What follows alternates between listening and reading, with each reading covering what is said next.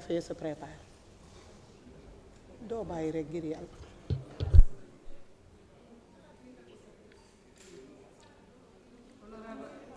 Honorable Ayib Daffé, vous avez la parole.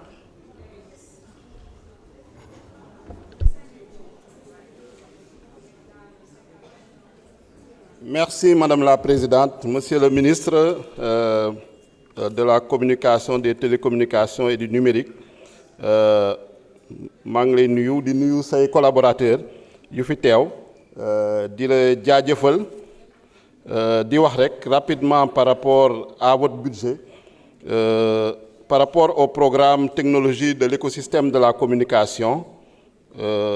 Lors du dialogue national, on avait conclu un accord par rapport à la réforme de l'organe de régulation des médias. Donc bëggoon naa xam est-ce que yéen a ngi ciy liggéey par rapport un peu à cette réforme pour créer soit une autorité de régulation ou autre. On est revenu également sur le fonds d'aide à la presse. J'ai vu qu'il y a 1,9 milliard yu ngeen ci consacré dans le budget. Yan critères en tout cas ngeen fas yéene mettre en avant pour les allocations. Ensuite, je voulais parler de la situation des travailleurs du secteur de la presse. C'est une situation bu nga xam ne c'est assez difficile. On parle souvent des patrons de presse, des éditeurs, mais on oublie les travailleurs. Mooy journalistes yi, pigistes yi, reporters yi, caméramans yi ñëpp, on les oublie et ils sont souvent dans des conditions assez difficiles avec des contrats très précaires ou même sans contrat.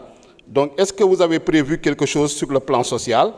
Et fu may terminer également, c'est votre contribution dans le cadre du programme de redressement économique et social. Déjà, on a voté ici à l'Assemblée nationale la taxe sur le mobile money, la redevance retail. Est-ce qu'il y a d'autres également niches fiscales? Par exemple, je pensais à la publicité. Donc, loolu laa ci bëggoon wax di vous souhaiter plein succès. Merci beaucoup. Merci, honorable Ayib Salib Daffé. La liste des orateurs est épuisée.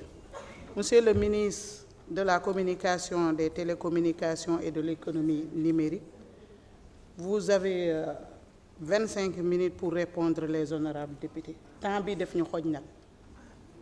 Sinon, duñu mën a voter le budget.